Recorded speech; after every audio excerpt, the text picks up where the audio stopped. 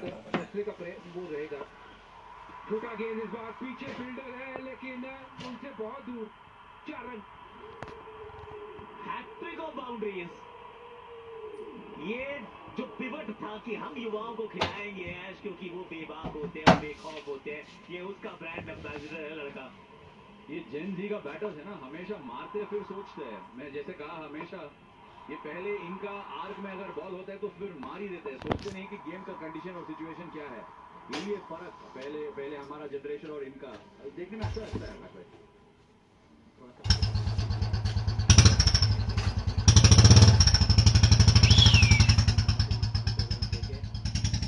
Ball के बाद देखने का प्रयास करेंगे, कई उंगलियां फेरने वाले हैं इस गेंद पर Xavier Bartlett. Is that a slow one? नहीं, वहां तो पीछे फील्डर है। चलिए अब और उसमें भी ताकत काफी थी शॉट में। अर्शदीप सिंह चेक करना पड़ेगा, पर एक चीज बदली एक्चुअली ऐश और भज्जी। 2025 में इनका जो तरीका था, ये बैक एंड अक्रॉस जाते हैं, इनफैक्ट पीछे वाला पैर भी देखेंगे ना, वो बहुत कवर्स की तरफ खुल जाता था, पॉइंट करता था, तो इस वजह से दोनों शोल्डर्स खुलते थे। लेकिन इस बार इनका ट्रिगर मूवमेंट बदल गया है, हल्का सा फॉरवर्ड प्रेस है। वो फॉरवर्ड प्रेस से जो सेटअप जो हुआ है वो डिफरेंट, और इसी वजह से bouncer is actually a good option, जो नांद्रे बर्गर ने किया, जो यहाँ शायद जेवियर बार्टलेट ने भी ट्राई किया।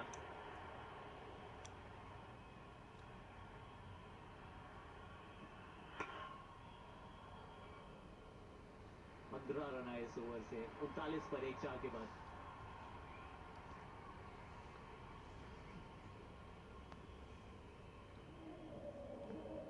Experience the best of Hollywood. Strategy clear है सीएसके की तरफ से। ऋतुराज खेलेगा, लंबा लेके जाएगा, गाइस आयुष अटैक पावर करेगा। प्ले ये तक पावर का प्ले मैच दिखा पाऊँगा, अगर आपको सही लगेगा तो कल से कोशिश करूँगा पूरा बात मैच दिखाने इंटरेस्टिंग है की। एक्चुअली वो ये कि एक ओवर अर्शदीप और मार्को यानसन का एक ही ओवर हो सकता था। आज का तो डेफिनेटली हो सकता था, बिल्कुल हो सकता था। देखिए इस लिहाज से वो 3 बाउंड्री पिछले ओवर में आई, पुल लगाया, मिड ऑन के ऊपर से खेला। अभी हाल फिलहाल में कप्तान थे अंडर 19 इंडिया के और टूर्नामेंट जीत के आए हैं वहां से। वो कॉन्फिडेंस जरूर इनमें दिख रहा है। ये फील्डिंग में बदलाव वहां पे ऐश। डीप स्क्वायर लेग और डीप मिड विकेट रखा है, एक्सपेक्ट कर सकते हैं कि स्टंप में रखेगा बॉल।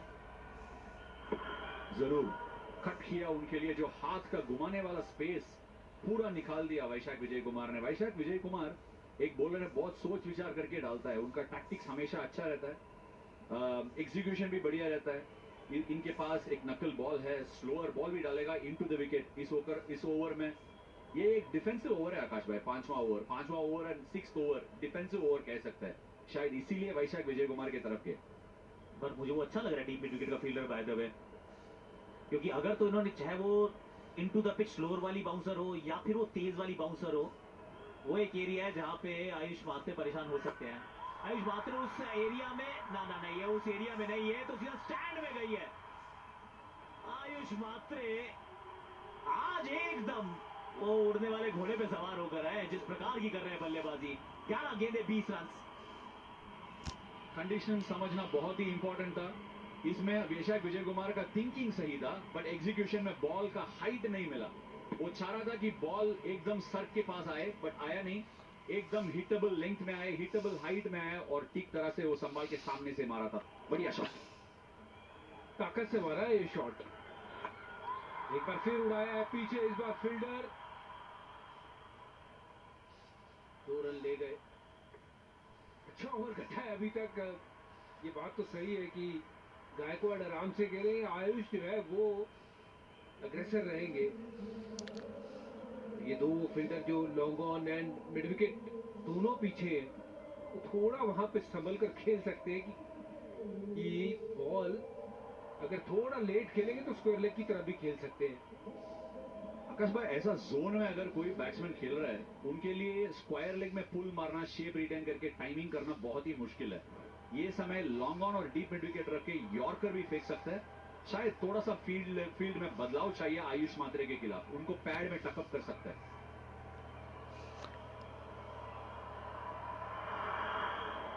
तो बिल्कुल डिसाइड कर लिया, आगे वाले पाँव को खोलो। फिर गेंद अगर लेंथ के इर्द गिर्द दिया है उसको जोर से उड़ाने का प्रयास कीजिए। अब गूगल सर्च के नए एआई मोड से हमने सवाल पूछ लिया कि सीजन में टीमें चेपॉक की पिच से क्या उम्मीद कर सकती हैं। स्पिनर्स का गढ़ ये माना जाती थी, पर आजकल नहीं है। ये बल्लेबाजों के लिए अनुकूल हो चुकी है। काली मिट्टी से नई पिच बनाई गई है, आक्रामक शॉट खेलना आसान होता है। चेपॉक की एक आधी बाउंड्री कभी छोटी दिखती है आपको, वैसे ठीक साइज का ग्राउंड है टू बी फेयर। और भी अगर आपको सवाल पूछने हो तो आप गूगल सर्च के एआई मोड से पूछ सकते हैं।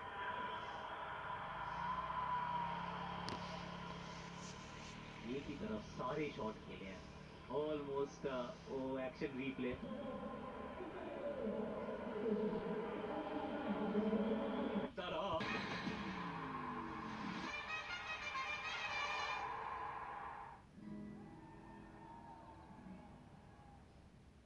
बकवास मत।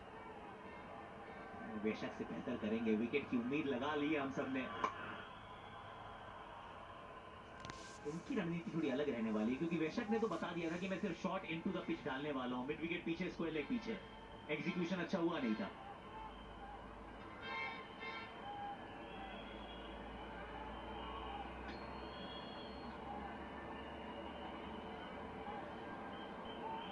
भज्जी ने दबा दिया भैया, विकेट अलर्ट दबा दिया है और लॉन्ग ऑन पीछे भेज दिया गया है। इंटरेस्टिंग, भज्जी दोबारा दबा दी जाए। चलो, ऑफ साइड पे सारे फील्डर अंदर है। आयुष मात्रे को शेप रिटेन करके ऑफ साइड में देखना होगा। साधारण गेंद ये नहीं, डाउन द लेग आज गई है वाइड्स। एक पंजाबी वाइड का आया था। आजकल के जमाने में बहुत प्लानिंग करते हैं बोलर्स बैट्समैन के खिलाफ। आयुष मात्रे ने पिछले सीजन बहुत बढ़िया खेला था, मगर इस बॉल पे सनराइजर्स के खिलाफ फुल लेंथ उसको एकदम जगह नहीं दिया एलिवेशन के लिए, मिड ऑफ के हाथों में गया। आज मार्को यानसन जो अभी आने वाला है, आप देखोगे क्या एग्जीक्यूट किया। बिल्कुल फुल, ऑलमोस्ट मिड ऑफ के हाथ में गया, बट एक बाउंस में चला गया इस बार। इतना फाइन मार्जिन है इस गेम में। ये इंपॉर्टेंट बॉल है। आगे वाला पांव एक बार फिर खोला, इस बार फ्लैट बैक से सामने की तरफ।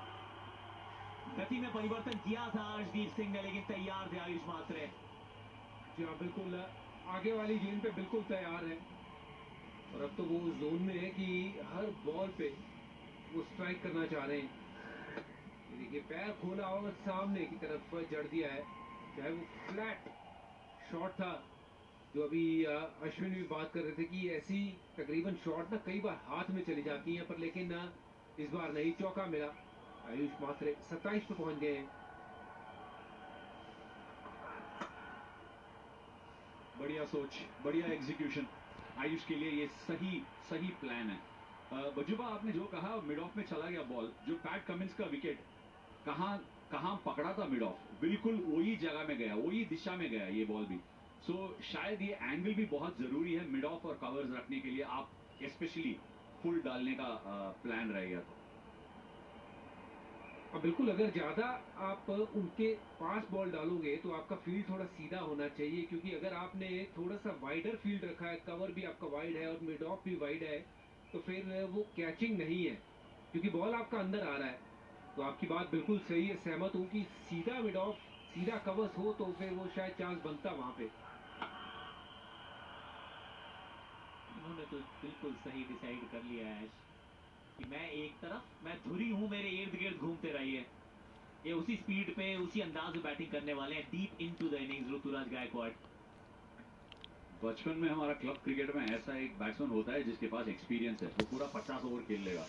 उनके सराउंडिंग में सारे बैट्समैन खेलते हैं। आज लग रहा है कि ऋतुराज 20 ओवर खेलने वाला है। बहुत जरूरी है सीएसके के लिए ये पूरा, जितना लंबा खींच के जाएगा इनिंग्स को, उनका पावर हिटर्स के लिए फ्री लाइसेंस मिलेगा स्पिनर्स को टेक ऑन कराने के लिए बाद में। स्पिनर एक ही है। ये पिच ऐसी मुझे लग नहीं रही जिसकी वो पेसर के लिए बहुत मदद है। बहुत से राइट हैंडर्स हैं। एक और बढ़िया एग्जीक्यूशन। अगला ओवर किससे कराएंगे? चाहल, मार्को अच्छा विकल्प है येंसन, क्योंकि एक बार फील्ड खुल जाएगी तो फिर शायद मात्रे को वो फंसा सकते हैं अपने जाल में, आगे वाला गेंद से भी। और वो छोटा गेंद अगर इनके पास हो, क्योंकि गति भी है ना, लंबे कद के हैं, वो बाउंसर ज्यादा इफेक्टिव हो सकता है। तो वो बढ़िया सोच होगी वहां पे अगर येंसन आते हैं तो। सोचने का टाइम भी होगा। बॉल थोड़ा पुराना भी होना चाहिए आकाश भाई स्पिनर को लाने के लिए। इस विकेट में 8 ओवर तक वेट करूंगा स्पिनर को लाने के लिए।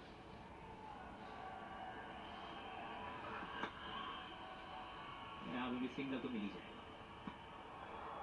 पावरप्ले में एक विकेट गिरा जरूर, वो विकेट एक्चुअली बड़ा था, संजू सैमसन का था, लेकिन अच्छा रिकवर किया है कर्टसी आयुष मात्रे के 28 रन,